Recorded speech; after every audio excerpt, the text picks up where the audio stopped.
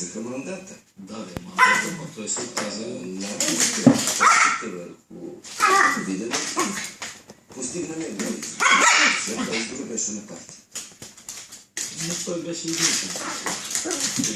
Ами, честно казано, не сме имали и други поводи за ситуация.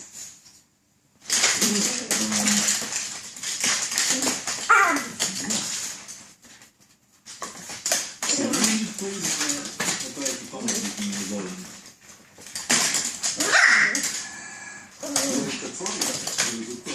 В формата на среден пръст. Защото него е пръст. Много е интересно, че всички обвиняват Бойко. Не обвиняват Бойко. Защо Бойко? Той няма... Защото Бойко унищожава второто народно събрание система. След като има резултат от изборите, той реши, че що няма второто правителство, няма да 42 народно събрание. Цели натиски върху Бойко. В момента народно събрание функционира до 100. Да заседава постоянно, както изисква. Не само на политическите сили. Такива народни представители, които са избрани от четвъртите си на дяло. Те са ги изпратили там, също така, за да атакуват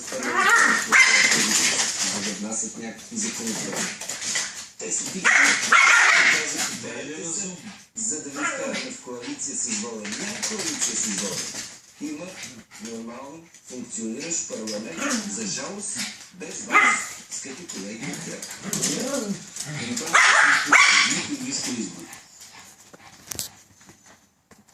И така ще бъде дълго време извън хората, разбира се, които протестират. Смяташ ли, че Бойко иска избори? Не съм така. Смяташ ли, че... Какво ще стане, ако спечели следващ? Ако не спечели, ще управлява. Но какво ще стане? Ако ги спечели, ако умее да намери съюзници, ще управлява. Но ако ги загуби и постигне по-лош резултат от сега, ще изчезне. И тук възниква... Това не се ли отнася и за БСП? Ние помислям видели няколко пъти през това, не го видяли като на опозиция. Аз имам чувството, че той се страхува от опозиционната ситуация. И не прети надеждата, че едни нови избори ще вземе това. Аз никак не съм убеден. Но не вие не Примерно само да издържите в опозиция сме го доказали. Докато неговата формация бързо структурирана по този начин, с тежките проблеми извън властта днес, само за месец. Мисля, че най-доброто, като съветът въобще, ако съвет ме критикуват за съветите. Да. Защото са безплатни. Може и за това. Да се опитат. В известно време опозиция, да се доказва като опозиция.